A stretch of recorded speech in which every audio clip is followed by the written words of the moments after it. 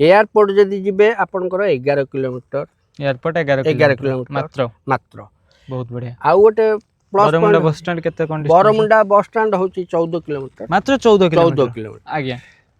तो दर्शक बंधु आपण मैंने जदि गोटे इन्वेस्टमेंट प्लॉट नवाई चाहूँगी तो निहाती भाव में आपण मैंने यही प्लॉट को गोटे विजिट करेंगे कहीं देखु बर्तमान तो भुवनेश्वर भितर आउ जगह ना आप रेसिडेंशियल नियंतु कि सहित इन्वेस्टमेंट नियंतु तो यही गोटे प्लॉट जदि आपण मैंने नौकरी निहाती भाव में आपंकर इन्वेस्टमेंट पर्पज भी बेस्ट रही आपड़ चाहिए भी आग को घर